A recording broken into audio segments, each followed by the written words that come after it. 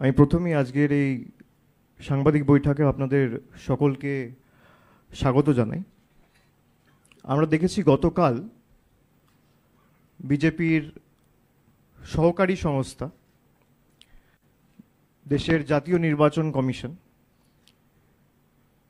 SIR ঘোষণা করেছে বাংলায়, এবং তারা উৎসবের মরশুমে যেখানে আজ ছট পুজো রয়েছে সেখানে তারা ঘোষণা করেছে যে আজকেই এসআইআর শুরু হয়ে যাচ্ছে।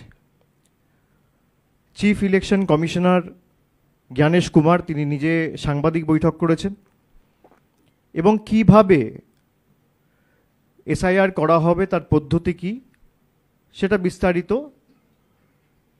সকলকে জানিয়েছে।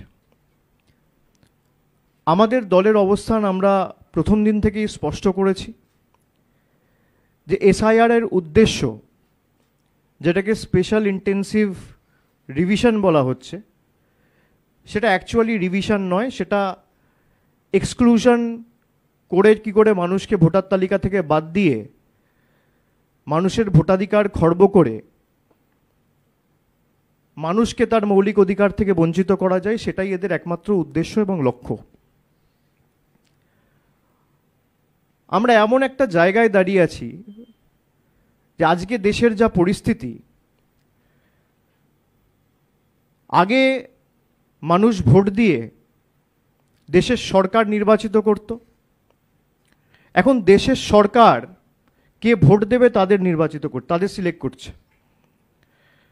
আগে ভোটাররা ভোট দিয়ে সরকার নির্বাচিত করত, এখন দেশের সরকার তার পছন্দের মতো ভোটার বেছে নিচ্ছে কে ভোটার লিস্টে থাকবে আর কার নাম বাদ যাবে।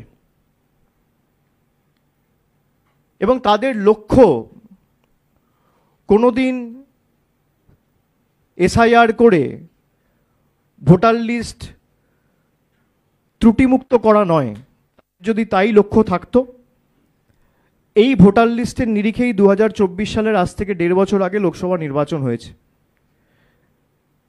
যেখানে বাংলা সহ দেশের 543টা লোকসভা কেন্দ্রে সাংসদরা নির্বাচিত হয়েছে এবং পরবর্তীকালে দেশের সরকার হয়েছে এবং প্রধানমন্ত্রী নির্বাচিত হয়েছে। এই ভোটার লিস্ট যদি ত্রুটিযুক্ত হয়, কেন্দ্রীয় সরকারের প্রথম দায়, দায়িত্ব, কর্তব্য, বাংলায় একটা কথা আছে, আপনি আচরি ধর্ম। অন্যকে জ্ঞান না দিয়ে প্রথমে লোকসভা ডিসলভ করে আপনি ভোটে যান। আমরা তো ভোট থেকে পালিয়ে যাচ্ছি না। এই ভোটার লিস্ট যদি ত্রুটিযুক্ত হয়, তাহলে এই ভোটার লিস্টে আমিও সাংসদ হয়েছি, দেশের প্রধানমন্ত্রী থেকে শুরু করে, স্বরাষ্ট্রমন্ত্রী থেকে শুরু করে, অর্থমন্ত্রী থেকে শুরু করে, প্রতিরক্ষা মন্ত্রী থেকে শুরু করে যারা মন্ত্রিসভায় আছেন, প্রায় 60% বেশি প্রতিনিধি তারা নির্বাচিত হয়েছে এই ভোটার লিস্টের নিরিখে। তাদের মৌলিক দায়িত্ব, দায়বদ্ধতা যে তাদের ইস্তফা দিয়ে তারপর আপনি স্পেশাল ইন্টেন্সিভ রিভিশন করুন না, কেউ তো বারণ করছেন না। 2002 সালে যে এসআইআরটা হয়েছিল, তারা যেটাকে বেঞ্চমার্ক হিসেবে ধরছে, 2002 সালে যখন হয়েছিল তখন সময় লেগেছিল 2 বছর, আর এখন 2 মাসের মধ্যে জাতীয় নির্বাচন কমিশন সিদ্ধান্ত নিয়েছে তারা বাংলায় এসআইআর করবে। এবং শুধু বাংলা নয়, প্রায় 12টা রাজ্যে তারা একসাথে এসআইআর ঘোষণা করেছে। কিন্তু আপনারা দেখেছেন কালকে যে 5টা রাজ্যে আগামী 2026 সালে নির্বাচন রয়েছে এপ্রিল মাসে, তার মধ্যে বাংলায় নির্বাচন আছে, কেরালায় নির্বাচন আছে, তামিলনাড়ুতে নির্বাচন আছে, আসামে নির্বাচন আছে, পন্ডিচেরিতে নির্বাচন আছে। খুব কৌশলের সাথে তারা আসামকে বাদ দিয়েছে। এবং এটা তো কাকতালীয় হতে পারে না। এই 5টা রাজ্যে আপনি যদি দেখেন, তাহলে এই 5টা রাজ্যে একমাত্র আসাম যেখানে বিজেপি ক্ষমতায় রয়েছে। তাহলে বিজেপি যেখানে ক্ষমতায় থাকবে, সেই রাজ্য যখন আগামী 5 মাস 6 মাসের মধ্যে নির্বাচনে যাবে, সেখানে এসআইআর হবে না। বাংলায় এসআইআর হবে। তারা বলেছে যে সেখানে সিটিজেনশিপ অ্যাক্ট পৃথক রয়েছে, আসামের ক্ষেত্রে আলাদা প্রভিশন রয়েছে, সেই জন্য আমরা আসামে করব না। তাহলে আপনি এক দেশ এক বিধান এক নিশান, ওয়ান নেশন ওয়ান ইলেকশন এসব গল্প দেন কেন? আপনি ইলেকশন কমিশনের কোন রুলে লেখা আছে যে ভোটার লিস্ট রিভিশনের সময় এই স্টেটে কাজ হবে আর ওই স্টেটে হবে না? এটা কে বেছে দিয়েছে? কার অঙ্গুলি হেলনে চিফ ইলেকশন কমিশনার এবং জাতীয় নির্বাচন কমিশন কাজ করছে? কি এদের গায়ে জ্বালা এত বাংলাকে নিয়ে? এটা তো কাকতালীয় হতে পারে না যে 5টা রাজ্যের মধ্যে একমাত্র আসাম একমাত্র রাজ্য যেখানে বিজেপির সরকার ক্ষমতায়, এবং সেখানে এসআইআর হবে না। কেন? এর কোনো সদুত্তর নির্বাচন কমিশন দিতে পারেনি। মিডিয়ার প্রতিনিধিরা ছিল, তারা অনেক প্রশ্ন করেছে, আমি তাদের স্যালুট জানাই। আস্তে আস্তে আমাদের দেশের মিডিয়াও পাল্টাচ্ছে। তারা যে প্রশ্নগুলো করেছে মেরুদণ্ড সোজা রেখে করেছে, একটা প্রশ্নের কোনো সদুত্তর দিতে পারেনি। আপনি বলছেন বাংলায় অবৈধ নাগরিক রয়েছে, বাংলাদেশি রয়েছে, রোহিঙ্গা রয়েছে। আমি আপনাদের খালি একবার ভারতবর্ষের ম্যাপটা দেখাই। ইন্ডিয়ার ম্যাপটা আমি একবার আপনাদের সকলকে দেখাবো। লাগাও, ইন্ডিয়ার ম্যাপটা লাগাও। এখানে যে রেড বর্ডারটা রয়েছে, আপনারা যদি ম্যাপটা ভালো করে দেখেন, আমি সবাইকে অনুরোধ করব এটা দেখার জন্য। এখানে যে রেড বর্ডারটা রয়েছে, একদিকে রয়েছে পাকিস্তান, একদিকে রয়েছে মায়ানমার, উপরে রয়েছে ভুটান, নেপাল, আর মধ্যেখানে মানে পূর্ব বাংলার যে বর্ডার রয়েছে সেখানে রয়েছে বাংলাদেশ। এবার আমি নর্থ ইস্টের যে স্পেসিফিক জায়গাটা রয়েছে আমি সেখানে বলবো জুম করে আপনাদের সামনে বাংলাদেশ বর্ডার এবং মায়ানমার বর্ডারের পার্শ্ববর্তী যে দেশের রাজ্যগুলো রয়েছে সেগুলো একটু জুম করে আপনাদের দেখাতে।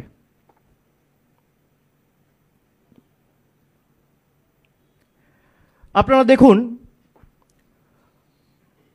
প্রথম যে ম্যাপটা আমি দেখালাম সেখান থেকে আমরা জুম ইন করে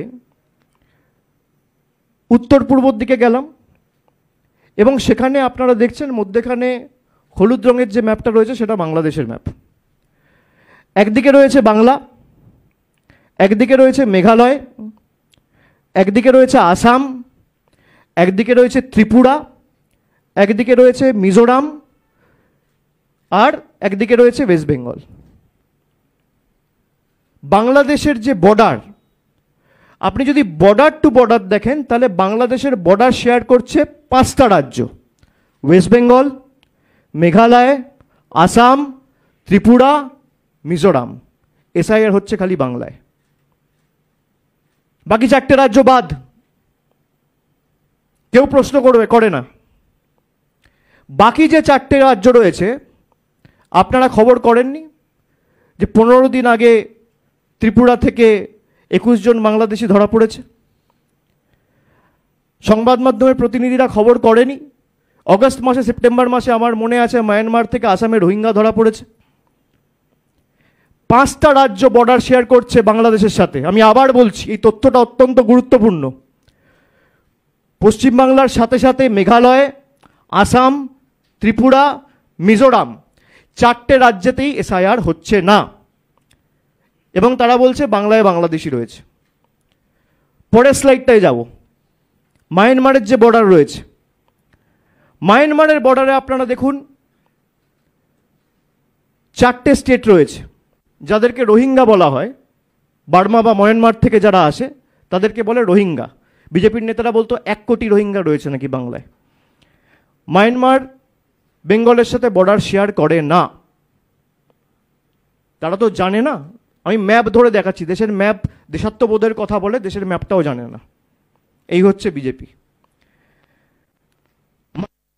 যারা বর্ডার শেয়ার করছে মিজোরাম, মণিপুর, নাগাল্যান্ড, অরুণাচল প্রদেশ, যাদেরকে তথাকথিত রোহিঙ্গা বলা হয়, সেই রোহিঙ্গা যদি প্রবেশ করে দেশে, তাহলে হয় মিজোরাম দিয়ে করবে, নইলে মণিপুর দিয়ে করবে, নইলে নাগাল্যান্ড দিয়ে করবে, না হলে অরুণাচল প্রদেশ দিয়ে করবে।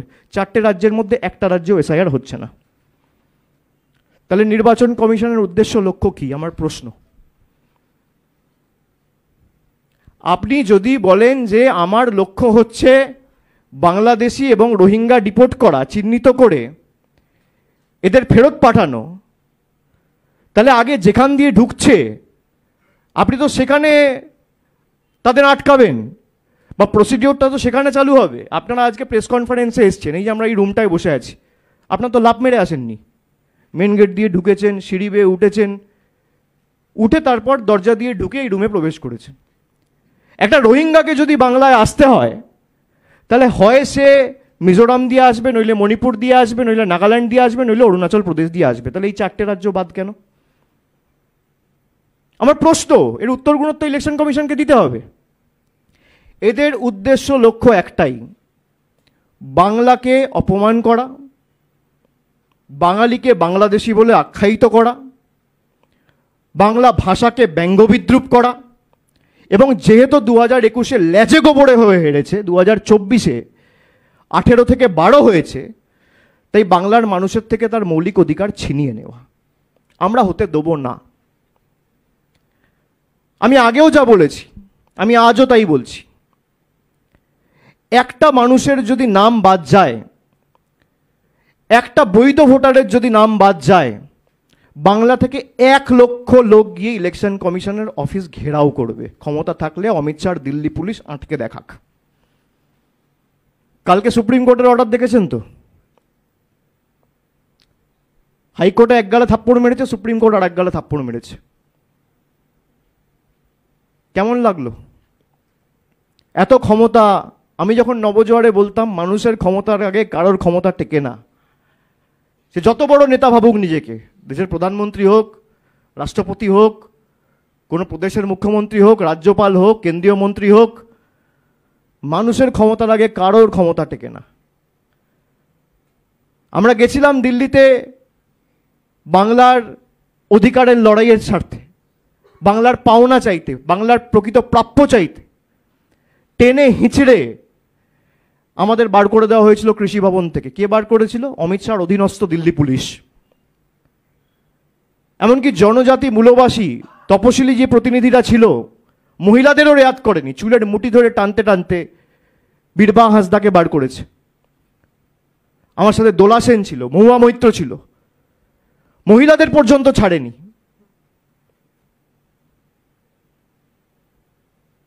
আমরা বলেছিলাম যে হয় আমরা এই লড়াই দিল্লিতে নিয়ে গিয়ে জমিদারদের বোঝাবো যে বাংলার ক্ষমতা কত ধানে কত চাল, আর না হলে বিকল্প অর্থের ব্যবস্থা করব। আমাদের সরকার প্রায় 59 লক্ষ প্রকৃত জব কার্ড হোল্ডার, যাদের টাকা বাকি ছিল 2024 সালের ফেব্রুয়ারি মাসের, প্রত্যেকটা লোকের ব্যাংক অ্যাকাউন্টে টাকা ডাইরেক্ট ব্যাংক ট্রান্সফারের মাধ্যমে টাকা পৌঁছে দিয়েছে। আজকে প্রায় 4 বছর 100 দিনের টাকা বন্ধ। নেই নেই করে বাংলার প্রায় 50,000 কোটি টাকা খালি 100 দিনের কাজের নিরিখে কেন্দ্রের সরকার আটকে রেখেছে। রাস্তার টাকা বন্ধ, গ্রাম সড়ক যোজনার টাকা বন্ধ, আবাস যোজনার টাকা বন্ধ, সর্বশিক্ষা মিশনের টাকা বন্ধ, জল জীবন মিশনের টাকা বন্ধ। বাংলাকে ভাতে মারবে, বাংলা ও বাঙালিকে কিভাবে টর্চার করা যায়। এটা 2024-এ হেরে, 21-এ হেরে, তারপরও শিক্ষা নেয়নি। আপনার যদি লক্ষ্য থাকে যে আপনি এসআইআর করবেন, আপনি কেন 2021-এর নির্বাচনের পর করলেন না? 2 বছর তো নির্বাচন ছিল না, 23 অব্দি পঞ্চায়েত ছিল, আর কিছু ছিল না। 23-এর পঞ্চায়েত থেকে 24-এর লোকসভা 1 বছর টাইম প্ল্যান করলেন না কেন? নির্বাচন যখন এসআইআর হয়েছিল তখন 2 বছর সময় লেগেছিল। আপনার কাছে কি জাদুকাঠি আছে? আপনি 2 মাসে 10 কোটি লোককে বাড়ি বাড়ি গিয়ে ভেরিফাই করে দেখবেন? বিজেপি বলছে তৃণমূল ভীত সন্ত্রস্ত, এসআইআর হলে তৃণমূলের ভোট ব্যাংক ধসে যাবে। তৃণমূল হেরে যাবে, আজকে তারিখটা লিখে রাখুন। আমি তারিখ দিয়ে আপনাদের সামনে বলে, এখানে প্রায় 50টার বেশি ক্যামেরা রয়েছে। বিজেপির ক্ষমতা থাকলে চ্যালেঞ্জ অ্যাকসেপ্ট করবে।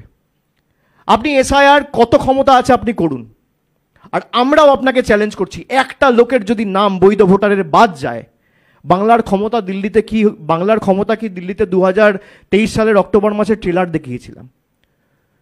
আগামী দিনে আপনাদের পুরো সিনেমাটা দেখাবো। বাংলা, গুজরাট, মধ্যপ্রদেশ এক না। আর যারা বলছে যে তৃণমূল ভীত সন্ত্রস্ত, এখানে ক্যামেরার সামনে আমি অন রেকর্ড বলছি, বিজেপির যদি বুকের পাঁটা থাকে তাহলে চ্যালেঞ্জ অ্যাকসেপ্ট করবে। আমি তো অনেক চ্যালেঞ্জই দিই।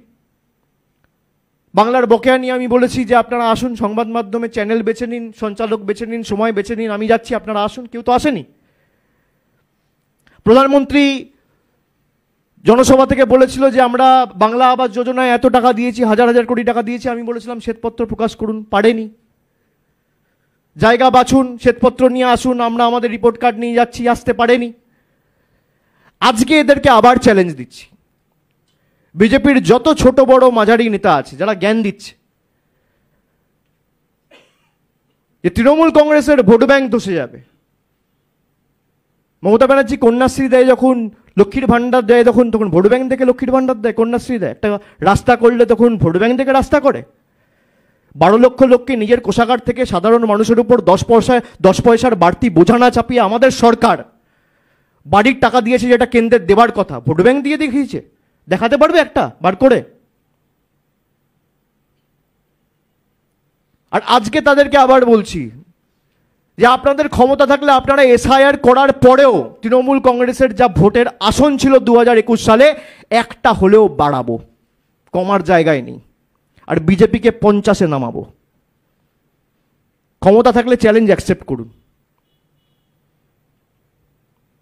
আর যদি আসন সংখ্যা বাড়ে এসআইআর হওয়ার পরেও, আপনারা যত ক্ষমতা আছে প্রয়োগ করুন, যত বল আছে। আগেও তো করেছেন, 100 দিনের টাকা আটকাতে পেরেছেন। এই 100 দিনের টাকা তো আমরা ছিনিয়ে আনবো।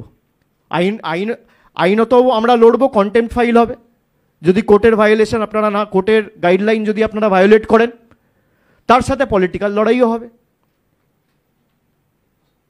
আর যদি আপনারা এসআইআর করেও গোহারা হারেন, তাহলে বিজেপির নেতারা অন্ততপক্ষে একটা আন্ডারটেকিং দিয়ে বা বাংলার সংবাদ মাধ্যমকে ডেকে সাংবাদিক বন্ধুদের সাক্ষী রেখে বাংলার 10 কোটি মানুষের সামনে বলুক যে আমরা যদি 2026-এ হারি আর তৃণমূলের আসন সংখ্যা একটা হলেও বাড়ে, আমরা 1 সপ্তাহের মধ্যে 2 লক্ষ কোটি টাকা বকেয়া ছেড়ে দেবো। না হলে আপনারা যা বলবেন আমি তাই করব। আমার ওপেন চ্যালেঞ্জ বিজেপির নেতাদের কাছে, অ্যাকসেপ্ট করুন। পারবেন? ক্ষমতা আছে?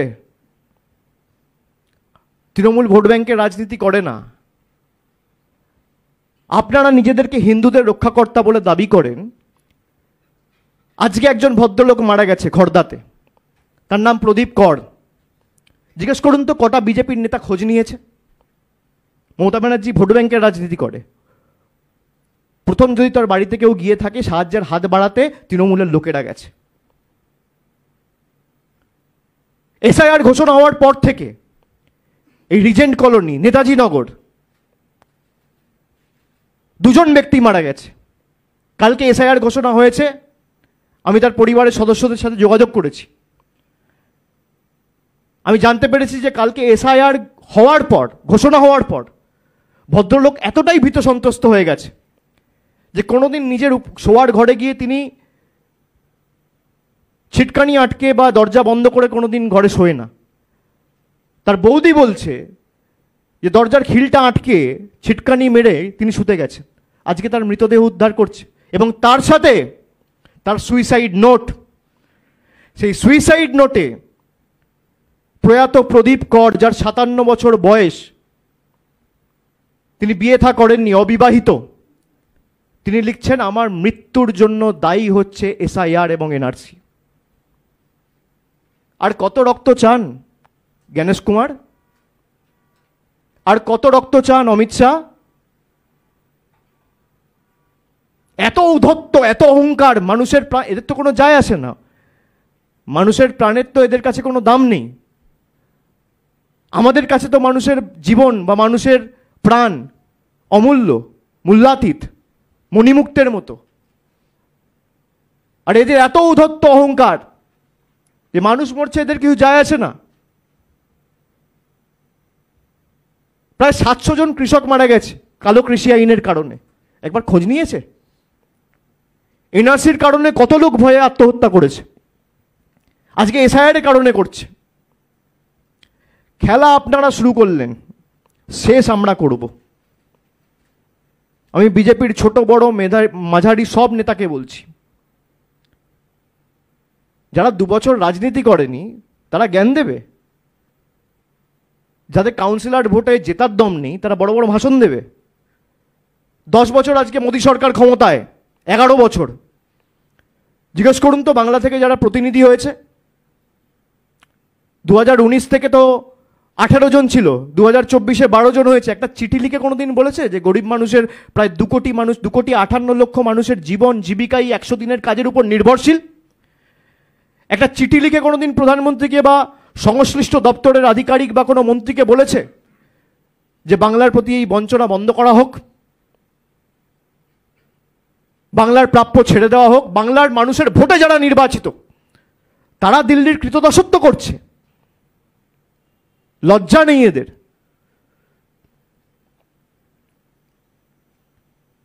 এসআইআর করার উদ্দেশ্য কি এদের? আপনি এসআইআর করলে 2021-এর পর করলেন না কেন? আপনি এসআইআর করলে 22-এ করলেন না কেন? নির্বাচন ঘোষণা হবে ফেব্রুয়ারি মাসে, আপনি এসআইআর ঘোষণা করছেন অক্টোবরের শেষে, নভেম্বর থেকে এসআইআর। আর খুব কৌশলগতভাবে অ্যাডমিনিস্ট্রেশনটাকে নিজের হাতে নিয়ে নেওয়া। মানুষ ম্যান্ডেট দিয়েছে মমতা বন্দ্যোপাধ্যায়কে, তৃণমূল কংগ্রেসকে এবং মামাটি মানুষের সরকারকে তৃতীয়বার 5 বছরের টার্ম, 2021 থেকে 2026। সেখানে আপনি এসআইআর করে অক্টোবর, নভেম্বর, ডিসেম্বর, জানুয়ারি, ফেব্রুয়ারি, মার্চ, এপ্রিল 7 মাস নিয়ে নিচ্ছেন। লোকসভার সময় 6 মাস নিয়ে নিয়েছেন, এখানেই তো 13 মাস চলে গেল। সরকারটা কাজ করবে কখন? যখন ইচ্ছা ডিবিসির জল ছেড়ে দিচ্ছেন। বাংলার মানুষকে বঞ্চিত করতে হবে, প্রাণে মারতে হবে। যখন ইচ্ছা চিফ সেক্রেটারিকে ডেকে, 21 থেকে শুরু হয়েছে, 21-এ তৃণমূল জেতার পর 10 দিনের মধ্যে আলাপন বন্দ্যোপাধ্যায় তখন চিফ সেক্রেটারি ছিল, তাকে শোকজ করা। পোস্টপোল ভায়োলেন্সের নামে বাংলাকে সারা দেশের সামনে কলুষিত করা, কালিমালিপ্ত করা, সন্দেশখালি করে একটা মিথ্যে ঘটনাকে সাদা কাগজে মহিলাদের টাকা দিয়ে সই করিয়ে সেই ভিডিও বেরিয়েছে, পরবর্তীকালে জনসমক্ষে এসছে, আপনারা সবাই দেখেছেন। প্রত্যেকটা সংবাদ মাধ্যম যারা বিজেপির কথায় সেদিনকে নেচে সারা দেশের কাছে বাংলাকে কালিমালিপ্ত করেছিলেন, তাদের ক্ষমা চাওয়া উচিত বাংলার কাছে। যেখানে বিজেপির মণ্ডল সভাপতি বলছে যে আমরা করিয়েছি টাকা দিয়ে, যে মহিলা কমপ্লেন দিয়েছে তিনি বলছেন যে আমি জানি না, আমাকে সই করতে বলেছে, আমি সই করে দিয়েছি। একের পর এক ঘটনা। জিএসটির নামে হাজার হাজার কোটি টাকা আটকে রাখা, কেন্দ্রীয় প্রকল্পের টাকা আটকে রাখা। 2024 সালের জুলাই মাসে নীতি আয়োগের মিটিংয়ে মমতা বন্দ্যোপাধ্যায়কে বলতে না দেওয়া, ইচ্ছাকৃতভাবে তার মাইক বন্ধ করে দেওয়া, এটা বাংলার অপমান নয়? বিজেপির যে নেতা বলেছে বাংলা বলে কোনো ভাষা নেই, সে আজও তার নিজ পদে বহাল। বিজেপির যে নেতা, বিজেপির যে মুখ্যমন্ত্রী বলেছে বাংলায় কথা বললেই অ্যারেস্ট করো, সেই আসামে এসআইআর করা হচ্ছে না। এটাই তার পুরস্কার, যে বাংলাকে বাংলাদেশি বলেছ, তোমার রাজ্যে এসআইআর হবে না। এই কারণেই বিজেপিকে আমরা বাংলা বিরোধী বলি। তাদের কি অধিকার আছে বাংলাকে ছোট করা? আপনার লড়াই তৃণমূলের সাথে, আপনি হাজার একটা গালাগালি তৃণমূলকে দিন, রাজনৈতিক লড়াই থাকবে। তৃণমূলের সাথে লড়তে না পেরে কোর্টেও হেরেছেন, ভোটেও হেরেছেন, এখন মানুষের উপর প্রতিশোধ নিচ্ছেন। মানুষের ক্ষমতায় কারোর ক্ষমতা টেকে না, বিজেপির নেতাদের জানা উচিত। আমরা যখন নবজোয়ারে বলেছিলাম, আমাকে অনেকে বলেছিল দিল্লি গিয়ে কোনো লাভ হবে না গো, এটা কিছু করবে না। লাভ লোকসান পরের ব্যাপার, আমরা আমাদের চেষ্টার কোনো ত্রুটি রাখবো না। আমরা মার খেয়েছি, আমরা বিকল্প অস্ত্রের ব্যবস্থা করেছি, আমরা আইনত লড়াই করে কালকের যে জয় 2,58,00,000 জব কার্ড হোল্ডারের জয়। এই যে 60 লক্ষ জব কার্ড হোল্ডার যাদের টাকা বাকি ছিল, কে দিয়েছে টাকা? আমাদের সরকার, মামাটি মানুষের সরকার, মমতা বন্দ্যোপাধ্যায়ের সরকার দিয়েছে। খোঁজ নিয়েছে একবার বিজেপির কোনো নেতা? যারা উত্তরের বিধানসভাগুলোতে জিতেছে, বন্যা হওয়ার পর একবার খোঁজ নিয়েছে? নির্বাচনের সময় তো ডেলি প্যাসেঞ্জারই করেন, সকালবেলা আসছেন, বিকেলবেলা যাচ্ছেন, 5 স্টার হোটেলে থাকছেন, ভালো ভালো খাবার খাচ্ছেন, বাংলাকে গালাগালি দিচ্ছেন, আর বাংলার যখন প্রয়োজন তখন আপনারা কোথায়? মমতা ব্যানার্জি 7 দিনে 2বার গেছে, 1 সপ্তাহ সেখানে থেকে 15 দিনের মধ্যে প্যারালাল ব্রিজের ব্যবস্থা তৈরি করে দিয়ে এসছে। তারা বলে আমরা করে দেখাই। তৃণমূলের ভোট ব্যাংক কন্যাশ্রী, তৃণমূলের ভোট ব্যাংক লক্ষ্মীর ভাণ্ডার, তৃণমূলের ভোট ব্যাংক শ্রমিক, তৃণমূলের ভোট ব্যাংক বাংলার কৃষক, বাংলার আপামর জনসাধারণ। বিজেপির মতো বিচ্ছিন্নতাবাদ আর বৈষম্যের রাজনীতি আর বিভাজনের কুৎসা রাজনীতি তৃণমূল কংগ্রেসকে করতে হয় না। এসআইআর করবে। বিজেপির যারা বাংলা থেকে এমপি আছেন বা একসময় ছিলেন, 2002 আগে তাদের বাবার নাম আছে ভোটার লিস্টে? দেখাতে পারবেন? তথ্য পরে দেবো, এই তথ্যগুলো আমরা জোগাড় করেছি। যারা কেন্দ্রীয় মন্ত্রী হয়েছেন তাদের বাবার নাম ছিল 2002 আগের যে ভোটার লিস্ট ছিল সেই ভোটার লিস্টে।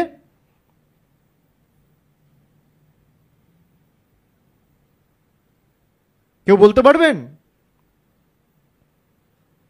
তারা যেভাবে এসআইআর এর নাম করে বাংলার মানুষকে ছোট করা,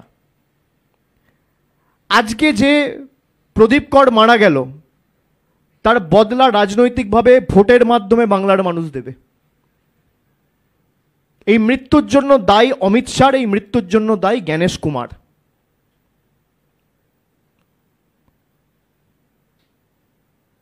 তাদের নামে এফআইআর হওয়া উচিত। তিনি যখন নিজে সুইসাইড নোটে লিখে যাচ্ছে আমার মৃত্যুর জন্য দায়ী এসআইআর এবং এনআরসি করছে অমিত শাহ, করার পরিকল্পনা করেছিল অমিত শাহ, এসআইআর করার চক্রান্ত করেছে জ্ঞানেশ কুমার, এবং তিনিও অমিত শাহর সহকর্মী ছিলেন 6 মাস আগে। তারা বড় বড় ভাষণ দেয়। আপনি নির্বাচন থেকে পালাচ্ছেন, তৃণমূল নির্বাচন থেকে পালায় না। বাংলায় 2টো উপনির্বাচন ডিউ, আপনি করাননি কেন বিহারের সাথে? তার কারণ জানেন আপনি যদি নির্বাচন করান আপনি গোহারা হারবেন। 2024 থেকে 2025 এই অক্টোবর মাস অবধি 12টা উপনির্বাচন হয়েছে, 12টাতেই তৃণমূল জিতেছে। আমরা নির্বাচন থেকে পালাই না, আমরা মানুষকে ফেস করতে চাই, মানুষের সাথে থাকি। আপনাদের মতো খালি বসন্তের কোকিলের মতো নির্বাচন ঘোষণা হলে দিল্লি থেকে উড়ে এসে জুড়ে বসি না। 365 দিন মানুষের সাথে থাকি। আপনাদের ভয় যে মানুষ ভোট দেবে না, 303 থেকে 240-এ নেমে এসছি। আগামী নির্বাচনে আপনারা 240 থেকে 100-তে নেমে আসবেন। তাই ভোটারদের হাঁটাও, ভোট দিতে দেবো না। আগে তো জল, কল, রাস্তা এগুলো বন্ধ করতেন, এখন ভোটাধিকার কেড়ে নিচ্ছেন। আর মানুষ বোকা না, মানুষে কোনো দেখছে। আপনার যদি উদ্দেশ্য সঠিক থাকতো, আপনি পার্শ্ববর্তী যে রাজ্যগুলো রয়েছে যেগুলো সীমান্তে অবস্থিত, যার সাথে বাংলাদেশ বর্ডার, মানে বাংলাদেশ বর্ডার শেয়ার করছে বা মায়ানমার বর্ডার শেয়ার করছে, তাহলে এই 9টা রাজ্যের মধ্যে একটা রাজ্যতে এসআইআর হলো না কেন? আপনি কি ভাবলেন হঠাৎ করে এটা মধ্যপ্রদেশ ঢুকিয়ে দেবেন, উত্তরপ্রদেশ ঢুকিয়ে দেবেন আর লোকে ওটাই খেয়ে নেবে, বুঝে যাবে? মানুষ বোকা নয়। নির্বাচন কমিশন আমার এই প্রশ্নের উত্তর দিক, জ্ঞানেশ কুমার এই প্রশ্নের উত্তর দিক। আপনি অ্যাডমিনিস্ট্রেশন পুরো ফ্রিজ করে দিচ্ছেন অক্টোবর মাস থেকে, তো সরকার কাজ করবে কখন? আজকে যদি একটা অঘটন ঘটে তার জন্য দায়ী কে? পান থেকে চুন খসলেই তো মমতা ব্যানার্জিকে দায়ী করবেন, বলবেন রাজ্য সরকার দায়ী। বরফ গলে জল হলে বলবেন মমতা ব্যানার্জি দায়ী। 2021 সালে না জিততে পেরে যেমন পিছনের দরজা দিয়ে বিচার ব্যবস্থার একাংশ তাদেরকে কাজে লাগিয়ে, কেন্দ্রীয় সংস্থা প্রতিষ্ঠানগুলোকে কাজে লাগিয়ে তাদের রাজনীতিকরণ করে বিজেপি বাংলা কন্ট্রোল করতে চেয়েছিল, একইভাবে এনআরসি না করতে পেরে এসআইআর এর মাধ্যমে ব্যাকডোর দিয়ে এনআরসি করার একটা প্রচেষ্টা আমরা হতে দেবো না। আমি জানি না জ্ঞানেশ কুমার কবে বাংলায় এসছে, আমি তাকে স্বাগত জানাবো। আপনি আসুন, আপনি আমাদের অতিথি হয়ে আসুন, আমি স্বাগত জানাচ্ছি। কিন্তু বাংলাকে মধ্যপ্রদেশ, গুজরাট আর উত্তরপ্রদেশের সাথে এক করবেন না। ইতিহাস পড়ুন, নবজাগরণ, দেশের স্বাধীনতা আন্দোলন সংগ্রাম, বাংলার যে বিপ্লবীদের অবদান সেটা দেখুন। এই মাটি না থাকলে আপনি যে ভাষায় কথা বলছেন নিজের নামটাও লিখতে পারতেন না, সে ভাষায় কথাও বলতে পারতেন না। আর সেই মাটি আর যাই হোক আপনাদের মতো জমিদারদের কাছে বশ্যতা স্বীকার করবে না। আপনাদের যত ক্ষমতা আছে আপনারা প্রয়োগ করুন। আপনি 2 বছর ধরে এসআইআর করেছেন 2002 সালে, তাহলে আপনার হাতে কি জাদু কাঠি এসছে যে আপনি 2 বছরের কাজ 2 মাসে করে দিচ্ছেন? আমি কৌতূহলবশত জানতে চাইছি কি জাদু কাঠি আছে আপনার হাতে যে আপনি 2 বছরের কাজ 2 মাসে করে দিচ্ছেন? তাহলে কেন্দ্রীয় সরকারের যদি এত বড় মেকানিজম থাকে বা এই জাদুকাঠি থাকে, তাহলে বাংলার 4 বছরের বকেয়া পাওনা তো একদিনে ছেড়ে দেওয়া উচিত মানুষের কথা ভেবে। তা তো ছাড়ছেন না। এবং বিজেপির সহকারী সংস্থা হিসেবে যেভাবে আপনারা তাদের অঙ্গুলি হেলনে কাজ করছেন, আমি এদেরকে ওয়ার্নিং দিয়ে যাব as a parliamentarian, as a representative of the people, মানুষের প্রতিনিধি হিসেবে, যে আজ নয় কাল সরকার কিন্তু বদলাবে। জ্ঞানেশ বাবু, দেশ ছেড়ে পালাবেন না।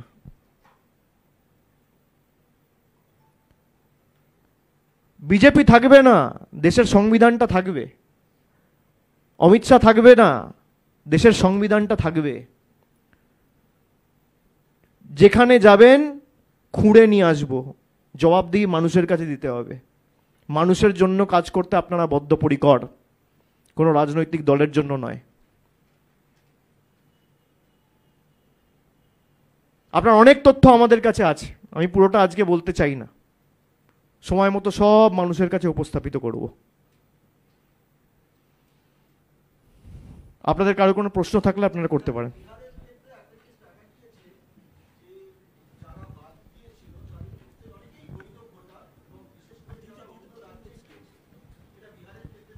মাইকে বলুন। বিহারের ক্ষেত্রে দেখতে পাওয়া গিয়েছিল যাদের নাম বাদ পড়েছে তাদের অনেকেই বৈধ ভোটার, তারা অন্যত্র ছিলেন। হ্যাঁ, আর কালকে ইলেকশন কমিশনার মিথ্যে কথা বলেছে যে কোনো অ্যাপিলই নেই, কোনো ডিসক্রিপেন্সি নেই। এবং এদের বড় সংখ্যক কাজের সূত্রে অন্য রাজ্যে গিয়েছে। এই যে তাড়াহুড়ো করে করা হচ্ছে, যেটা বারবার বলছে যে কোন জাদুকাঠি, বিহারেও এই তাড়াহুড়ো করে করা হয়েছিল এবং পশ্চিমবঙ্গেও যে সময়, তাতে তো একই জিনিসের পুনরাবৃত্তি হতে পারে। আমরা তো আগেই বলেছি এসআইআর মানে স্পেশাল ইন্টেন্সিভ রিভিশন না, এসআইআর হচ্ছে সাইলেন্ট ইনভিজিবল রিগিং, চুপি চুপি ভোটের কারচুপি। যদি 65 লক্ষ লোক ভোটার তালিকা থেকে বাদ গিয়ে থাকে, ইলেকশন কমিশন লিস্ট বা সূচি মানুষের সামনে দিক যে এদের মধ্যে কজন বাংলাদেশি, কজন রোহিঙ্গা, কজন অন্য দেশের নাগরিক, কার কোথায় বাড়ি, সেই সূচি তো ইলেকশন কমিশন রিলিজ করেনি। এবং তারা একইভাবে বিহারকে বাংলার সাথে মিলিয়ে দিচ্ছে। বিহার বাংলা এক নয়, সেটা বিজেপির নেতারা বুঝেছে, সেই জন্য তারা আর শত্রু না হয়ে আগে জ্ঞানেশ কুমারকে এগিয়ে দিয়েছে, তাদের ঘাড়ে বন্দুক রেখে অমিত শাহ চালাচ্ছে। এবার বাংলা যেভাবে শিক্ষা দিয়েছে বিজেপিকে 2021-এ, 24-এ, 26-এও ব্যতিক্রম হবে না। যে কটা আবর্জনা বেঁচে রয়েছে আপনারা দেখবেন সব কটাকে বঙ্গোপসাগরে বিসর্জন দেবে বাংলার মানুষ। পানিঘাটের বাসিন্দা প্রদীপ কর আত্মঘাতী হয়েছে, তো সেক্ষেত্রে আপনি বললেন যে এফআইআর একটা করা উচিত, তো সেক্ষেত্রে দলীয়ভাবে কি আপনারা কোনো আইনি পদক্ষেপ নেবেন এই না, এফআইআর তো পরিবারের সদস্য করবে। যদি দলীয় আমাদের কোনো সাহায্য সহযোগিতা চায় নিশ্চিতভাবে আমরা দেবো, কিন্তু এফআইআর তো দল করতে পারে না, এফআইআর তো পরিবারের লোকেরা করবে। তারা এফআইআর করুক, যদি কোনো আইনি পরামর্শ বা সাহায্য সহযোগিতার প্রয়োজন হয় নিশ্চয়ই আমরা দেবো, এটা তো আমাদের কর্তব্য। আপনি একটা বললেন সেটা হচ্ছে যে যে ব্যাকডোর দিয়ে এনআরসি করার একটা প্রচেষ্টা, তো এটা কি এই এসআইআর এখানে কি এনআরসি করার একটা ফার্স্ট স্টেপ হিসেবে তারা ব্যবহার করছে? কারণ আজকে বিভিন্ন মতুয়া ধর্মাবলম্বীদের এলাকাতেও দেখতে পাওয়া যাচ্ছে এ নিয়ে একটা ভয় তৈরি হচ্ছে, এটা কি কোথাও এনআরসির ফার্স্ট স্টেপ? দেখুন, বিজেপির নেতারাই তো বলছে যে নাম বাদ গেলে আপনারা চিন্তা করবেন না, আমরা ব্যবস্থা করে দেবো। তাহলে তারা ধরেই নিয়েছে নাম বাদ যাবে। যে মুহূর্তে আপনার নাম বাদ যাচ্ছে সেই মুহূর্তে তো আপনি যত সরকারি পরিষেবা বা যা কাজকর্ম আপনি করছেন আপনি তো একেবারে প্রথমেই অবৈধ হয়ে যাচ্ছেন। তো এটা তো বিজেপির কৌশল।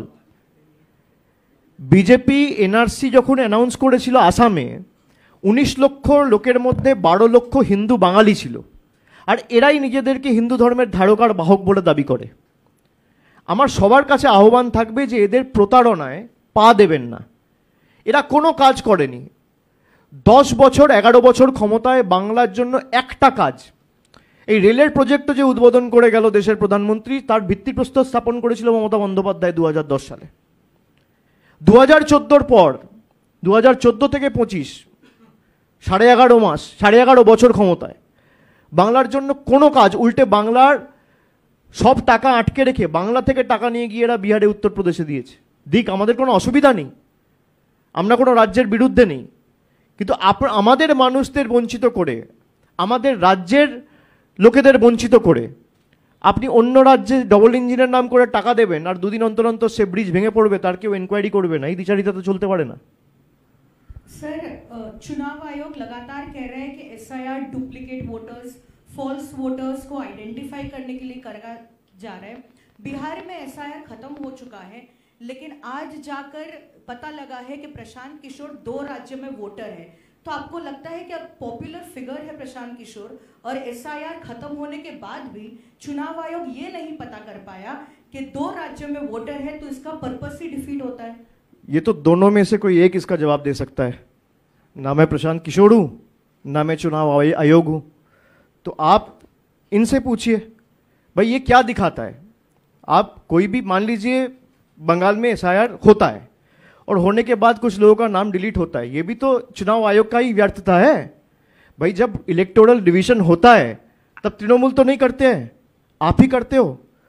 तो आपने या तो नहीं किया, तो या तो उसका दाय लेना पड़ेगा जो पहले फॉर्मर सीईसी था राजीव कुमार, उसको, या तो उसको उसके खिलाफ कार्रवाई होनी चाहिए, या तो अभी जो है उसके खिलाफ होनी चाहिए। तृणमूल का तो इसमें कुछ है नहीं। लेकिन जिस उद्देश्य के साथ आप एसआईआर कर रहे हो, मैंने जो आपको पहले बताया कि आप कह रहे हो रोहिंग्या और बांग्लादेशी को हटाने के लिए हम एसआईआर कर रहे हैं, तो बांग्लादेश के साथ जो 9 राज्य, बांग्लादेश और म्यांमार के साथ कुल मिला के 9 स्टेट है जो बॉर्डर शेयर करता है। मैं एक बार फिर से ये हिंदी में दोहरा देता हूं कि कुल मिला के 9 प्रदेश है जो बांग्लादेश और म्यांमार के साथ बॉर्डर शेयर करता है। एक मिजोरम, दूसरा मणिपुर, तीसरा नागालैंड, चौथा अरुणाचल प्रदेश, उसके बाद असम, उसके बाद त्रिपुरा, उसके बाद मेघालय और साथ में पश्चिम बंगाल। तो ये जो 8-9 राज्य है, इसमें बंगाल छोड़ के आप कहीं पे भी एसआईआर नहीं कर रहे हो। भाई आप मैप देखिए, जो म्यांमार का मैप है जहां से रोहिंग्या आते हैं, म्यांमार से ही रोहिंग्या आते हैं, बाकी तो कहीं से आएगा नहीं। तो म्यांमार का जो बॉर्डर है उसका पहले है मिजोरम, उसके बाद है मणिपुर, उसके बाद है नागालैंड, उसके बाद ऊपर है अरुणाचल प्रदेश। तो ये 4 जो राज्य है पहले तो वहां जाएगा, फिर ही कोई प्रदेश में जाएगा, फिर ही कोई प्रदेश में जाएगा। तो इन 4 प्रदेशों में कहीं भी एसआईआर नहीं हो रहा है। तो ये दिखाता है कि इलेक्शन कमीशन का जो ऑब्जेक्टिव है एसआईआर करने का, वो इलेक्टोरल प्लॉय के हिसाब से अमित शाह का इंस्ट्रक्शन पे वो कर रहा है और कुछ नहीं। अगर आपका उद्देश्य सही होता तो आप पहले जिस राज्य से रोहिंग्या आएंगे उस राज्य में एफआईआर करो। Bengal doesn't share its border with Myanmar. अब आप बांग्लादेश में आ जाइए। बांग्लादेश में कुल मिला के 4 राज्य है जो बॉर्डर शेयर करता है। एक पश्चिम बंगाल है, एक मेघालय है, एक त्रिपुरा है, एक असम है।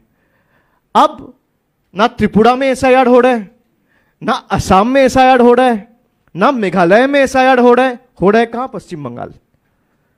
और खबरों के सूत्रों से हम लोग को देखने को मिला कि 15 दिन पहले भाई त्रिपुरा में बांग्लादेशी पकड़े गए, असम में पकड़े गए रोहिंग्या।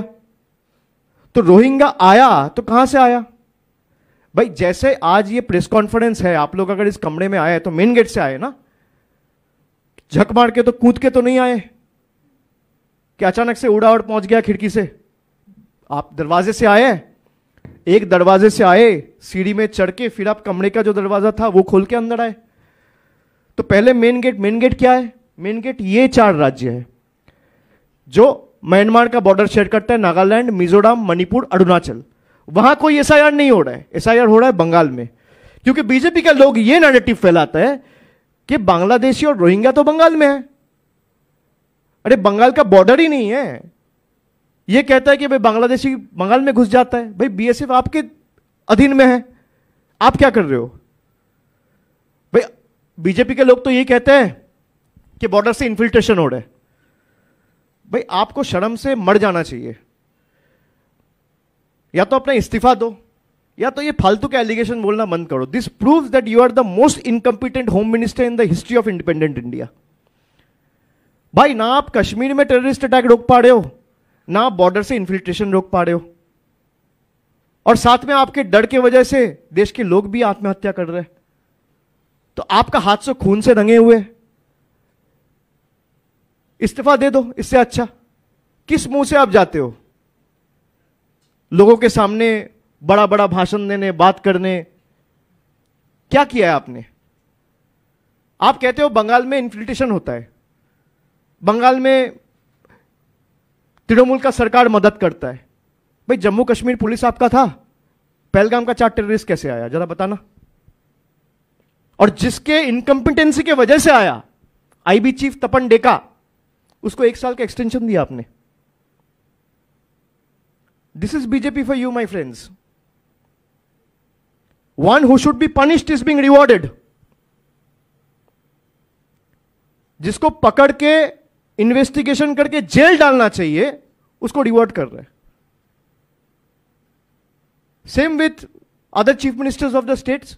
जो बीजेपी में चला गया, अजित पवार, हिमंतो बिश्व शर्मा, सब साफ, वॉशिंग मशीन। जिसको जेल डालना चाहिए उसको चीफ मिनिस्टर बना दिया, डिप्टी चीफ मिनिस्टर बना दिया। भाई जिसका इनकम्पिटेंसी की वजह से 26 लोग मारे गए, आप उसको एक्सटेंशन दे रहे हो। जम्मू कश्मीर में तृणमूल का क्या है? जम्मू कश्मीर में तो ममता बनर्जी है नहीं, तृणमूल है नहीं। पहलगाम के जो आतंकवादी घुसे वो कैसे घुसे? और जम्मू कश्मीर का पुलिस भी स्टेट गवर्नमेंट का नहीं है, आपके हाथ में है। तो ये डबल इंजन सरकार वाली बात है कि border security force is also with the home ministry and the Jammu and Kashmir police is also with the home ministry and the home minister is Amit Shah. And 26 people are being brutally killed and murdered in broad daylight. And someone who should be punished is being rewarded. तपन डेका जो IB का chief है, जिसका incompetency के कारण जिसका tenure खत्म हो रहा था, उसको आप रिवॉर्ड कर रहे हो। ये कैसी राजनीति है आपकी? आप अगर बंगाल में करना चाहते हो एसआईआर, तो पहले आपको मिजोरम से शुरू करना चाहिए ना, जहां से रोहिंग्या आता है। आप मिजोरम करिए, आप मणिपुर करिए, आप नागालैंड करिए, आप अरुणाचल करिए। आपने नहीं किया, आपने असम नहीं किया, त्रिपुरा नहीं किया, मेघालय नहीं किया। किया कहां? बंगाल। ये दिखाता है कि आपके उद्देश्य स्पष्ट नहीं है। Your objective is not to identify foreigners and deport them. Your objective is to use it as a political tool and ploy and put pressure on the people of Bengal, जिसके कारण आज ये सुसाइड हुआ है। Sir, BJP is raising question एक-एक as to करके। why. Sir, BJP is raising question as to why state government or TMC is SIR or having a problem with it when other state is also going through? And also at the same time they are saying are the TMC or the state government is afraid for 2026 on the other इसीलिए problem है जो बोला ना कि 9 राज्य है 9 में खाली बंगाल में हो रहा है. This is why we have a problem. Go and tell the BJP leaders, ask them to come out with an answer and then you ask me the question. Problem इसलिए हो रहा है क्योंकि बंगाल को आप सेग्रीगेट कर रहे हो, बंगालीज को आप परसिक्यूट कर रहे हो just because they are Bengalis. Problem इसीलिए है क्योंकि जो बंगालियों को गाली दे रहे हैं उसको आप पद दे रहे हो, जो बंगालियों को गाली दे रहे हैं उसको आप सर पे बिठा रहे हो, जो बंगालियों को बांग्लादेशी बोल रहे हैं उसका राज्य में आप एसआईआर नहीं कर रहे हो. That's why we have a god damn problem.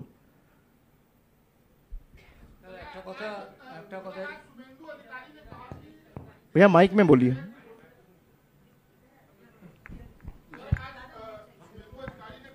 Mic में बोलिए. आज शुभेंदु अधिकारी ने कहा कि एसआईआर की घोषणा हो चुकी है, अब चाहिए जितने सनातनी हैं वो एक साथ रहें. उन्होंने साफ तौर पर कहा बटेंगे तो कटेंगे, एक रहेंगे तो सेफ रहेंगे. जो आज आत्महत्या किया है वो सनातनी है. जरा पूछिए शुभेंदु अधिकारी से, पूछा है घर जाके क्यों आत्महत्या किया? पूछिए. आप उनका सवाल मेरे से पूछा, अब मैंने जवाब दिया. अब जरा पूछिए और अपना वीडियो भेजना मुझे. भाई वो सनातन धर्म का क्या है? रक्षा करता. सनातन धर्म का रक्षा करता वो थोड़ी ना है. प्रभु राम हो सकता है, श्री कृष्ण हो सकता है, माँ दुर्गा हो सकता है, माँ काली हो सकता है, वो कौन है? একটা ব্যাপার একটু বলছি, সেটা হচ্ছে যে আমি কালকে একটুখানি ভাবছিলাম যে মমতার মতো, মমতা ব্যানার্জির মতো নেত্রী আছেন গোটা ভারতবর্ষে, তার নাম আপনার মতো ইন্টারন্যাশনাল মানে লিডার, এখন যে কোনো জায়গায় বাই ইলেকশন হলে তৃণমূল জিতবে, যে কোনো জায়গায় ইলেকশন হলে তৃণমূল জিতবে.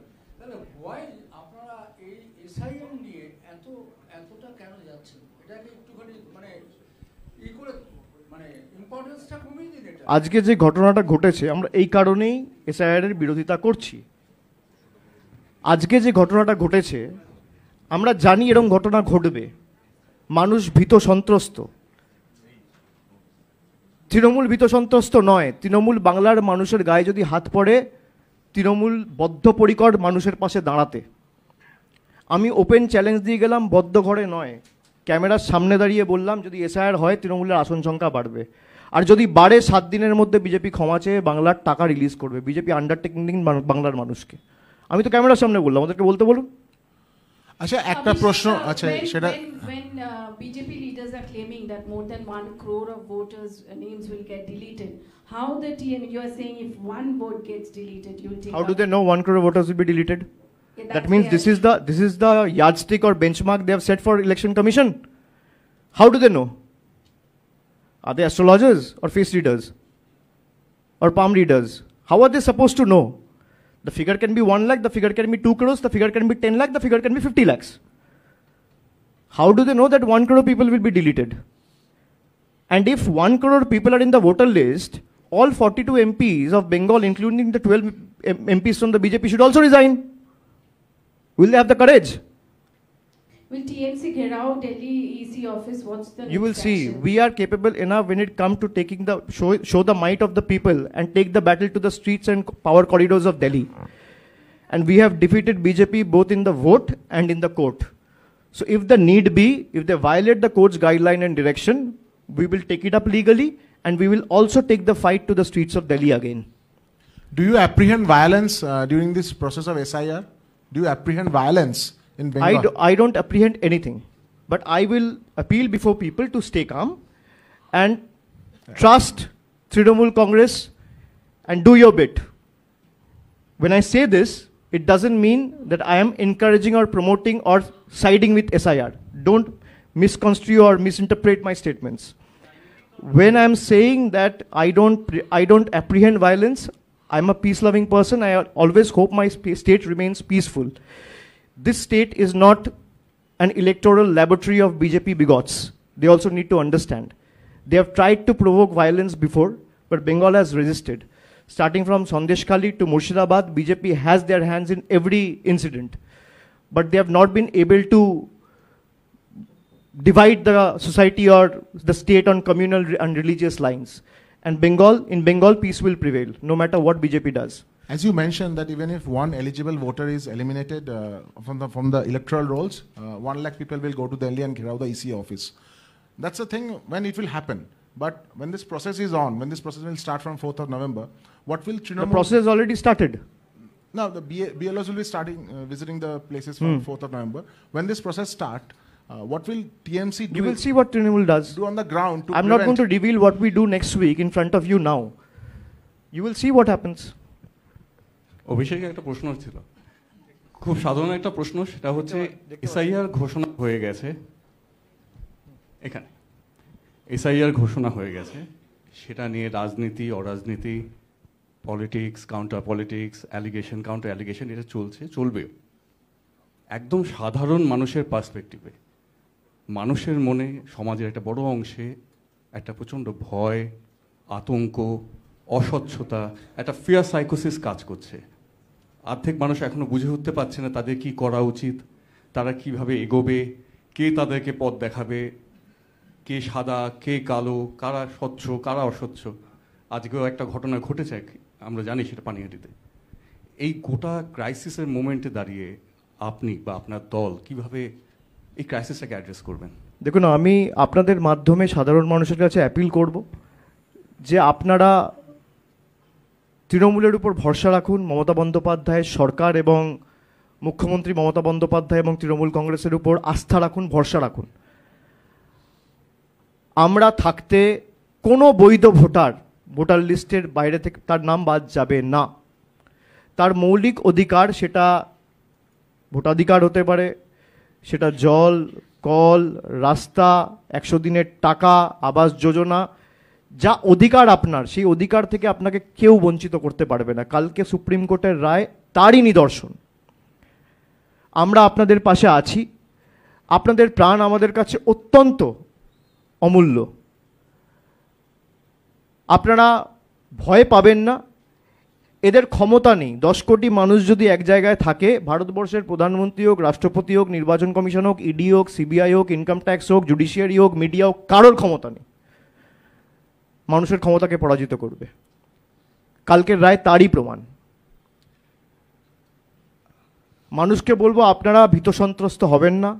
কোনো কিছু হলে স্থানীয় তৃণমূল কোনো প্রতিনিধি যদি থাকে, আপনারা যোগাযোগ করুন। আমি প্রত্যেক তৃণমূল কর্মীর কাছে, সৈনিকের কাছে অনুরোধ করব আপনাদের মাধ্যমে যে আগামী 3 মাস অতন্দ্র প্রহরীর মতো আমরা কাজ করব এবং প্রত্যেকটা মানুষের পাশে গিয়ে দাঁড়ানো আমাদের কর্তব্য এবং আমাদের অন্যতম দায়বদ্ধতা।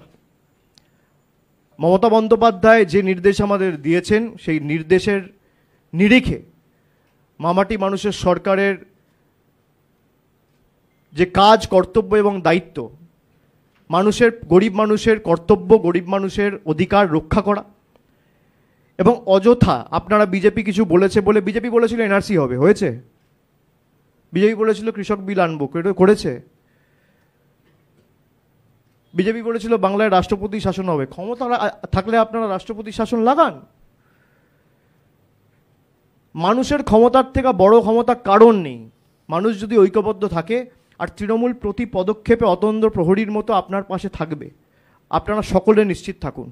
দরকার হলে যখন এসআইআর চলবে, আমরা নিজেরা গিয়ে আপনাদের পাশে দাঁড়াবো, চিন্তা করবেন না।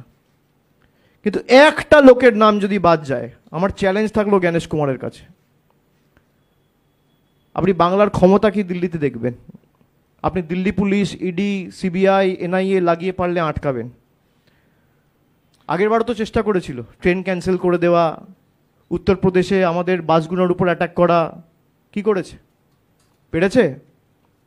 আমি স্যালুট জানাই যে 10-15 হাজার লোক গেছিল দিল্লিতে, এত বাধা বিপত্তি প্রতিকূলতা পেরিয়ে নিজের জীবন বিপন্ন করে, এমনকি যেভাবে মায়েরা পর্যন্ত বাচ্চা কোলে করে নিয়ে দিল্লিতে, মানে অদম্য জেদ যে আমাদের অধিকারের লড়াই আমরা লড়বো, শেষ দেখে ছাড়বো। আমি তাদের প্রত্যেককে কুর্নিশ জানাই, স্যালুট জানাই। আমরা ঐক্যবদ্ধ হয়ে আপনাদের পাশে থাকবো। আপনাদের এই লড়াইয়ে তৃণমূল কংগ্রেসকে প্রতি মুহূর্তে আপনারা পাশে পাবেন, কেউ ভয় পাবেন না। দরকার হলে আমি নিজে আপনাদের পাশে গিয়ে দাঁড়াবো যখন এসআইআর চলবে। আমি নিজে রাস্তায় থাকবো। একটা প্রশ্ন লাগবো, প্রশ্নটা রাখি।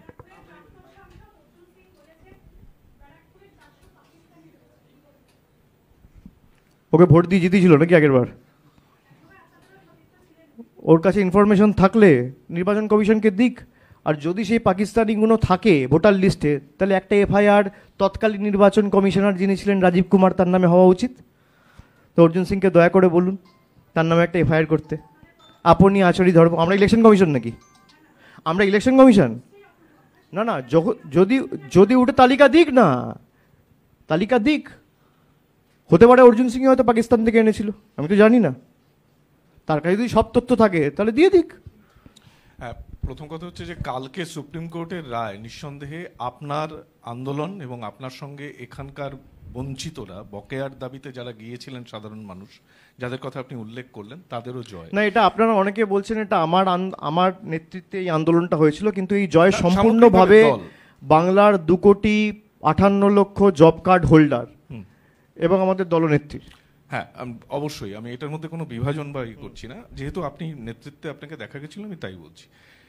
নির্বাচন সামনেই, তার আগে সুপ্রিম কোর্টের এই রায় তো রাজনৈতিকভাবে তৃণমূলকে বেশ খানিকটা অক্সিজেন জোগালো। আপনি গতকাল টুইট করে বলেছেন আমরা বাড়িতে বসে অক্সিজেন পাই, রাস্তায় বেরোলে অক্সিজেন পাই। আমাদের কোর্টের রায় আর সুপ্রিম কোর্টের রায় আর হাইকোর্টের রায় থেকে অক্সিজেন নিয়ে বেঁচে থাকতে হয় না।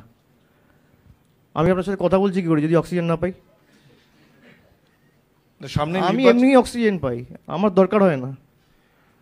তো আপনি বলেছেন যে যদি বকেয়া না ছাড়া হয় 3 বছরের, আপনি আবার দিল্লিতে যাবেন, অভিযান করবেন, দেখবেন তো নির্বাচনের যে আন্দোলন হয়েছিল আরো বৃহত্তর সর্বাত্মক আন্দোলন হবে।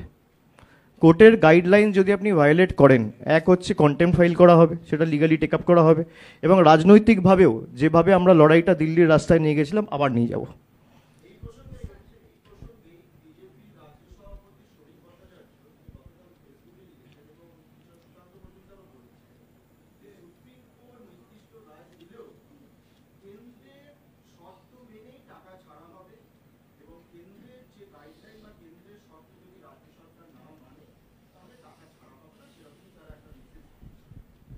ওটা হয়তো কনসোলেশন প্রাইজ, ওটা নিয়ে খুশি থাকতে বলবেন। টাকা তো ছাড়তে হবে ভাই, টাকা তো কেন্দ্রই দেবে, টাকা তো রাজ্য দেওয়ার কথা না। রাজ্যের তো মানুষের বকেয়া নয়, কেন্দ্রের টাকা আটকে রেখেছে, রাজ্যের বকেয়া কেন্দ্রে আটকে রেখেছে, কেন্দ্রের দায়িত্ব। আপনি ওটা কনসোলেশন প্রাইজ হিসেবে ইউজ করুন। Mr. Banerjee, I've got 2 questions. May I? So Supreme Court, and I clearly remember, bench of Justice Suryakant and Joymalu Bagchi categorically told Election Commission of India that Citizenship Determination Authority is not with ECI.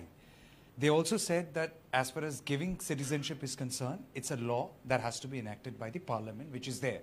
Yesterday, the Election Commission of India, when asked as why not in Assam, said that there is a special provision under India's Citizenship Act, and which is under the scrutiny and observation of Supreme Court.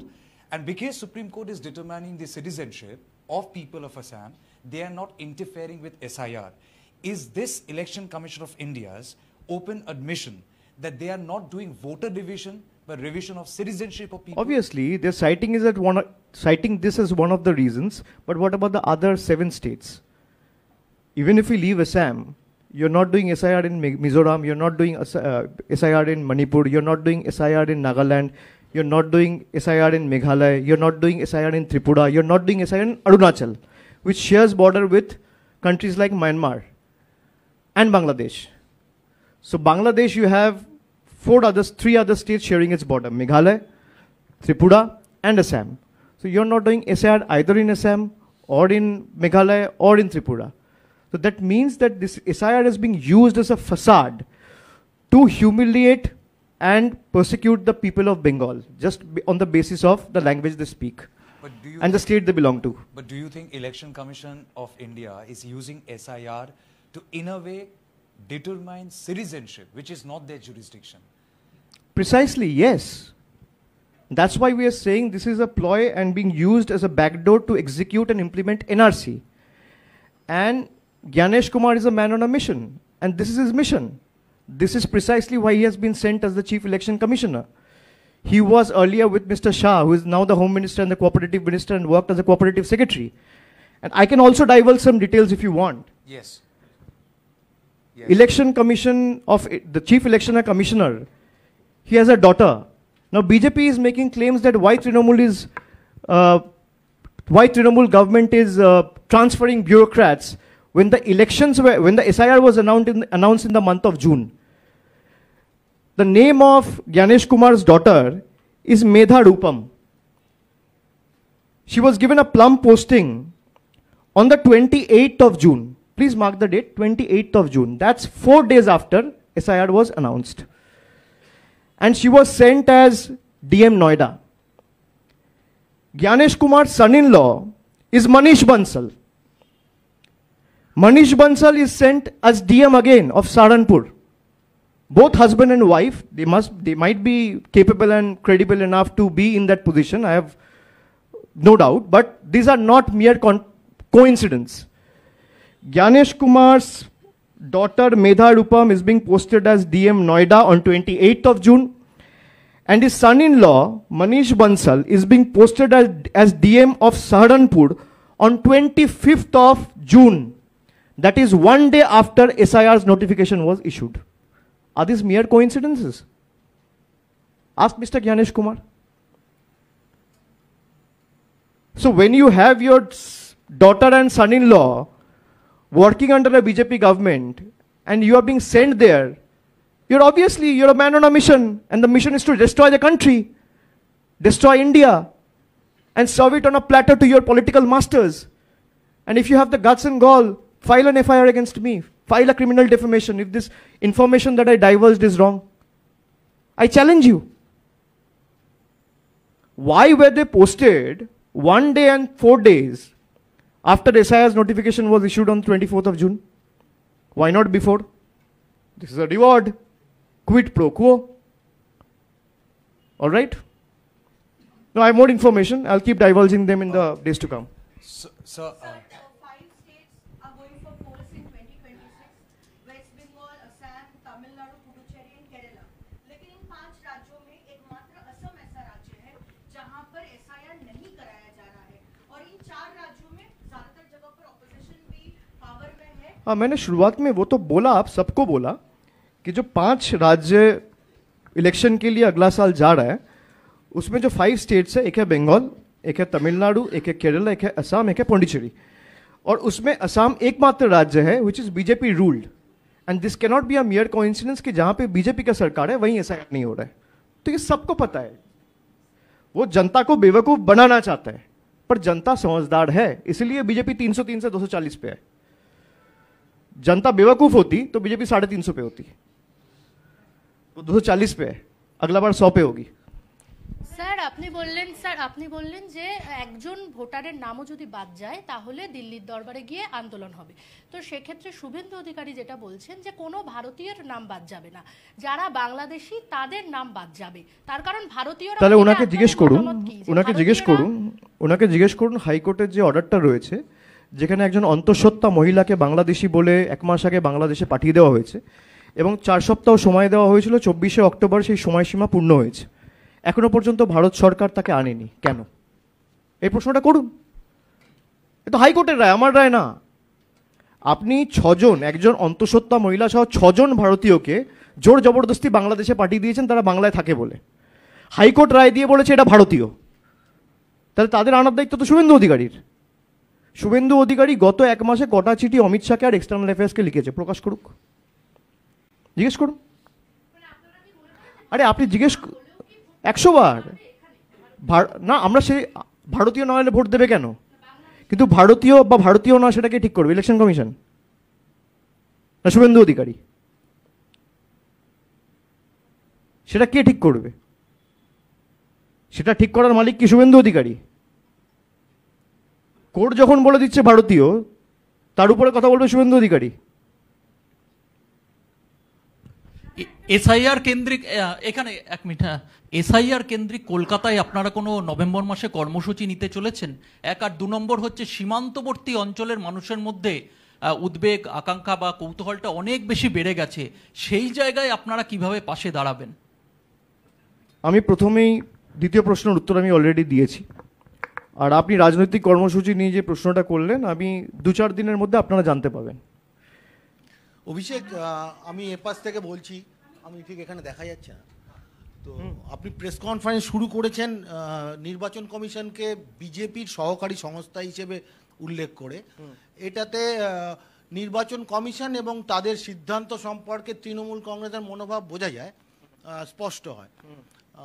আমি একটা জিনিস খুব নীতিগতভাবে জিজ্ঞেস করছি যে রাজ্যের বৃহত্তম দল এবং শাসক দল হিসেবে তৃণমূল কংগ্রেসের সর্বভারতীয় সম্পাদকের কাছে, যে তৃণমূল কংগ্রেস দল হিসেবে এসআইআর প্রক্রিয়াকে সহযোগিতা করবে কিনা এবং তার পরিচালিত সরকারের প্রশাসন এসআইআর প্রক্রিয়াকে সহযোগিতা করবে কিনা। আমি আপনাকে বলি, প্রথমে আপনি বুঝুন, আমি প্রথমেই যখন বলা শুরু করলাম আমি বলেছিলাম যে আপনি 2 বছরের কাজ কি করে 2 মাসে করছেন।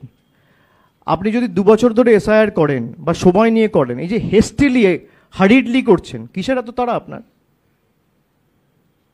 কিসের এত তাড়া? এসআইআর করতে তো সময় লাগবে। যদি 80,000 পোলিং স্টেশন থাকে, এক একটা পোলিং স্টেশনে 1200 করে ভোটার থাকে বা 1000 করে ভোটার থাকে, বাড়ি বাড়ি গিয়ে চেক করা আপনি 2 মাসে, বিশেষ করে উৎসবের মরশুমে, এখন জগদ্ধাত্রী পুজো হয়নি, ছট পুজো চলছে, তার মধ্যে আপনি এসআইআর এর কাজ শুরু করে দিয়েছেন। আপনি কিভাবে, কি জাদুকাঠি আপনার কাছে আছে সেটা ইলেকশন কমিশন ক্লিয়ার করুক। এবার ইলেকশন কমিশন বলতে পারে হ্যাঁ টেকনোলজি এমন জায়গায় পৌঁছে গেছে যে টেকনোলজির মাধ্যমে আমরা করতে পারি। তাই যদি হয় তাহলে ফার্স্ট স্টেপ তো ইলেকটোরাল রোলকে ডিজিটাইজ করা উচিত। That should be the first step. যদি টেকনোলজির মাধ্যমে আপনি এসআইআর করতে চান তাহলে তো ইলেকটোরাল রোল আপনাকে ডিজিটাইজ করে পলিটিক্যাল পার্টিকে দিতে হবে, তা তো দিচ্ছেন না। সেই জন্যই জাদুকাঠিটা কি, রেসিপিটা কি আমি জানতে চাই। এত কর্মদক্ষ ইলেকশন কমিশন কবে থেকে হলো? না আমি একটু আগে যেটা বললাম, হঠাৎ করে কর্মদক্ষতা তার মেয়ে এবং তার জামাইকে পোস্ট করেছে বলে বেড়ে গেল। এর জবাব উনিই দিতে পারবেন।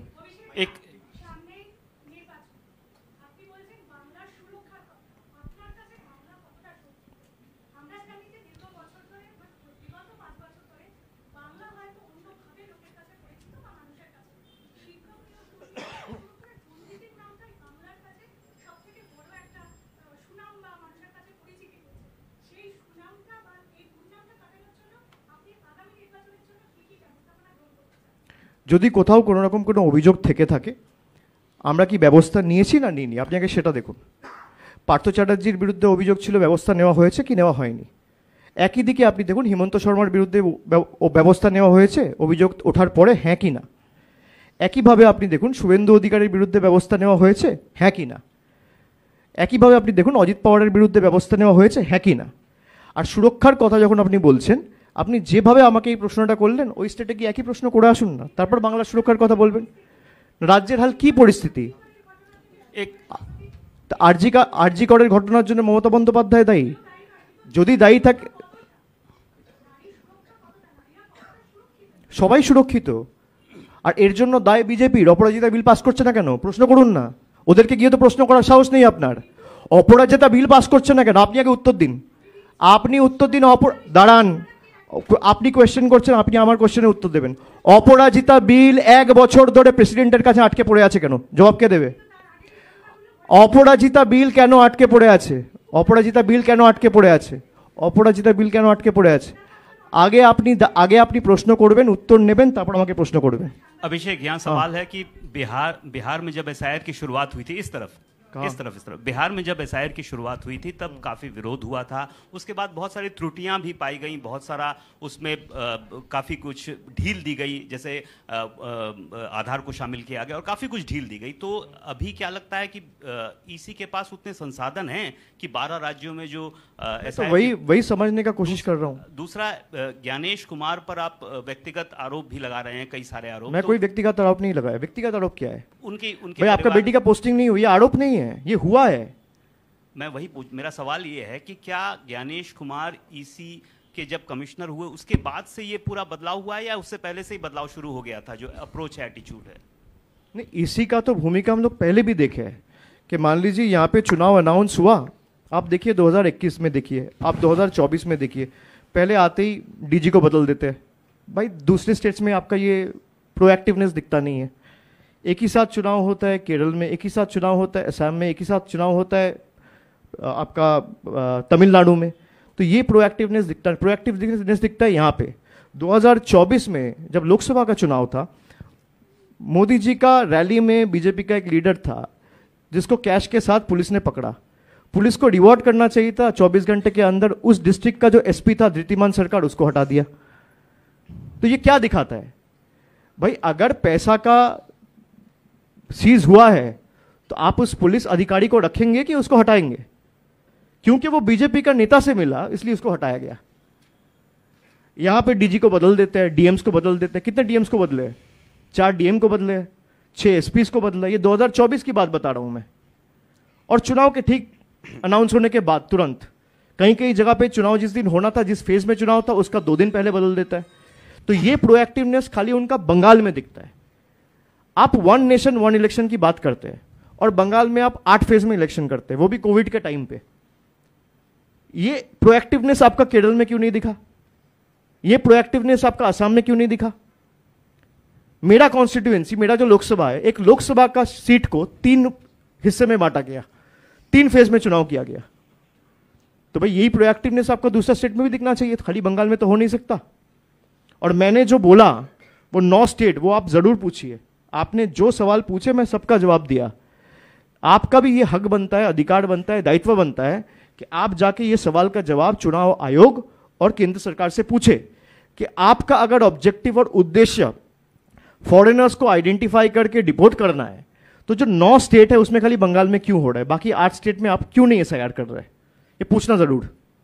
অভিষেক, আপনি যেমনটা বলছিলেন, এদিকে আপনি যেমনটা বলছিলেন খুব তাড়াহুড়ো মধ্যে করছে। আমরা যেটা জানি যে ফেব্রুয়ারিতে প্রসেসটা শেষ হবে, তারপরেই নির্বাচন হয়ে যাওয়ার কথা। ওই কারোর যদি কোনো অভিযোগ থাকে, খুব কম সময়ে একটা অস্থির পরিস্থিতি তৈরি হবে বলে মনে হয় না আপনার? যদি কিছু হয় দায়ী ইলেকশন কমিশনের। ওরা 10 কোটি ভোটারকে 20 দিন 22 দিন দিচ্ছে খালি অবজেকশন বা কোনো রকম কোনো প্রবলেম সেটা রেজিস্টার করার জন্য। এই শিডিউল তো আমরা তৈরি করিনি, এই শিডিউল তৈরি করেছে নির্বাচন কমিশন। যদি কোনো রকম অপ্রীতিকর পরিস্থিতি তৈরি হয়, আমি সর্বশক্তিমান ঈশ্বরের কাছে প্রার্থনা করি যেন না হয়, কিন্তু যদি কিছু হয় এর জন্য সম্পূর্ণ দায়ী। আর পুরো অ্যাডমিনিস্ট্রেশন এখন ইলেকশন কমিশনের অধীনে, মমতা বন্দ্যোপাধ্যায়ের অধীনে তো নেই। কাল থেকে পুরো পোর্টাল সিজ করে দিয়েছে, সব কিছু ওদেরই। अभिषेक, मेरा सवाल यह है कि बीजेपी ने कुछ दिन पहले एक मीटिंग किया, उन्होंने ये डिसाइड किया है पश्चिम बंगाल के अलग अलग जगह पे 1000 से ज़्यादा सीए कैंप किया जाएगा।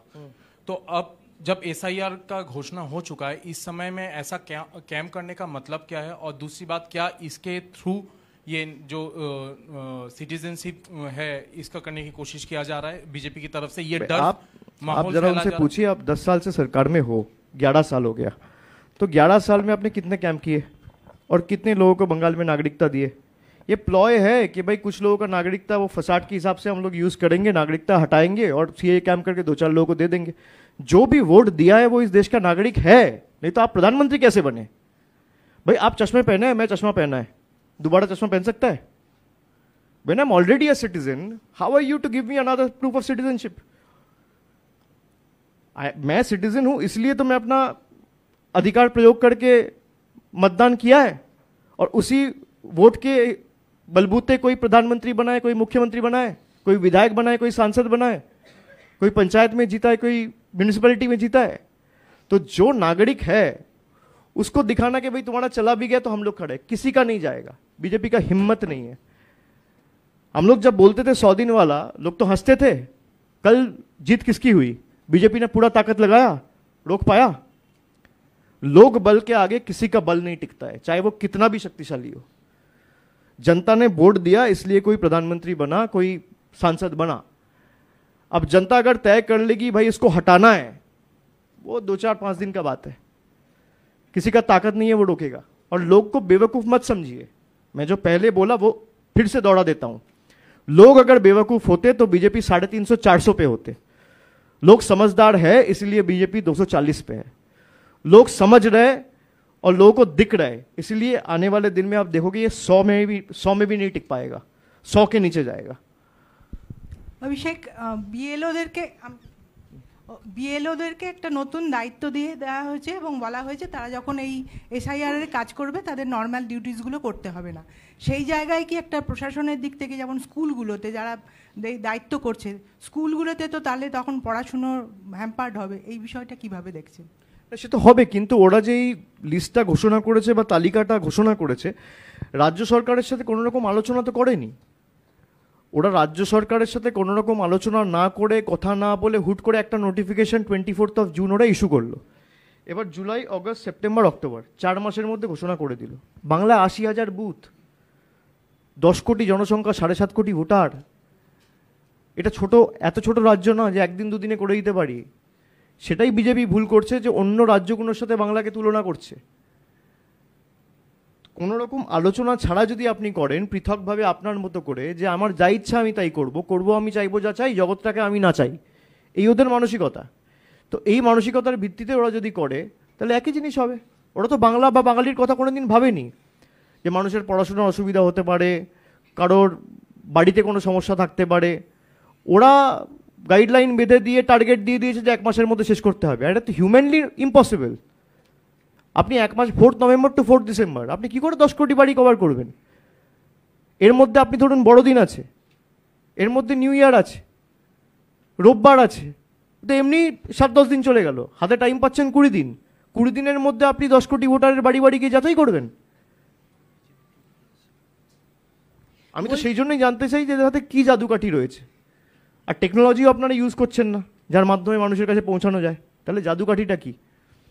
এখানে বলছি, এসআইআর নিয়ে যদি কোনো ভায়োলেন্স হয় সেক্ষেত্রে আপনাদের অবস্থান কি, মানে আপনাদের রাজ্য সরকারের পক্ষ থেকে কি ব্যবস্থা নেওয়া হবে? আপনি কি ধরেই নিয়েছেন যে ভায়োলেন্স হবে?